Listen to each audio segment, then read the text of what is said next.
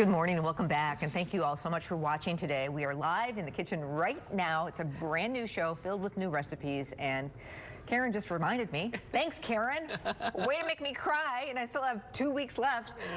Karen Doster from, well, formerly, she's retired too. We'll have to talk about how this whole thing goes, but of course, she was with the Dairy Council of Wisconsin on Dairy Farmers of Wisconsin for years, and a dear friend, and used to be neighbor. Yes, we were.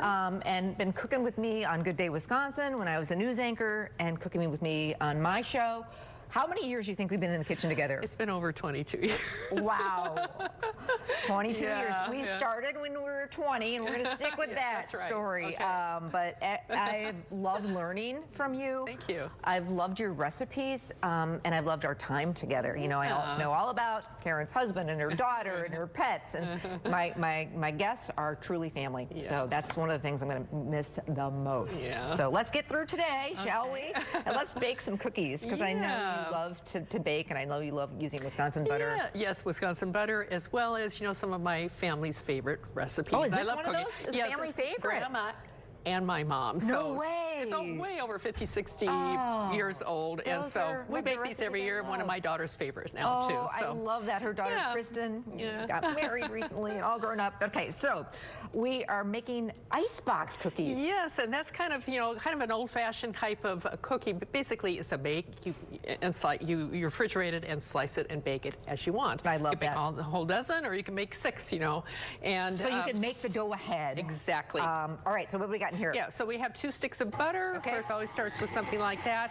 And then you're going to add, the sugar is powdered sugar, so you're going to cream that. So that's something, a couple of different things make this cookie different. We're using powdered sugar, not granulated sugar. We're also adding some oats. Yep. So you want to get that creamed, and of course at home nice and fluffy if you were doing it a little bit longer. Okay. And then you're going to add 1 egg and a teaspoon and a half of vanilla. Okay. And then once that's mixed in, you'll add the oats. Okay. You know what? I can tell this is an old school recipe because there's not a lot of ingredients. Right. You know, it's very simple. It's stuff you have on hand. And those are the best recipes. Right. All right, what about the... Okay, I have 1.5 cups of flour. I'm going to do the dry ingredients while you're... Should I add the oats in? Yes, you can do that now. Okay, just old-fashioned oats? Yeah. Yes. Okay. Or quick oats, either one will work. Okay. Yeah. Okay, I'm going to add some just baking soda, not baking powder, and some salt. Okay. Okay, and just whisk that together.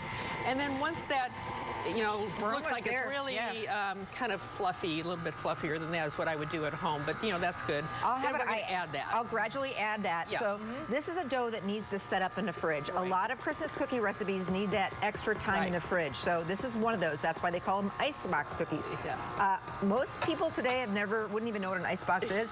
My great grandmother lived with us when I was growing up.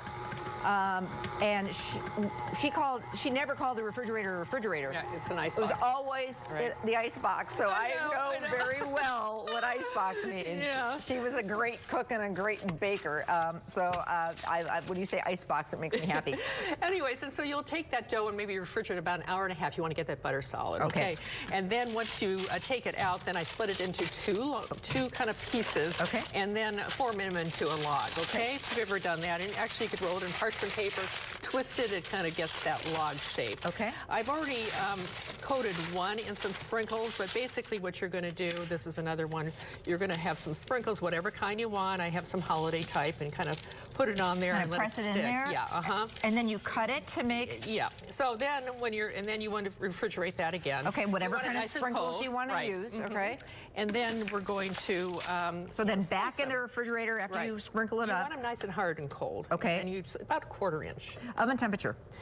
That would be at 350 degrees for about 15 to 20 minutes. I'm finding with my oven it was mostly about 15 minutes. Okay, you want to watch them till they're nice and kind of golden brown on the edges. We're about out of time. On parchment lines, cookie sheets, don't overbake them. These are beautiful, and because you put them in the icebox, they don't spread all over. One other quick question.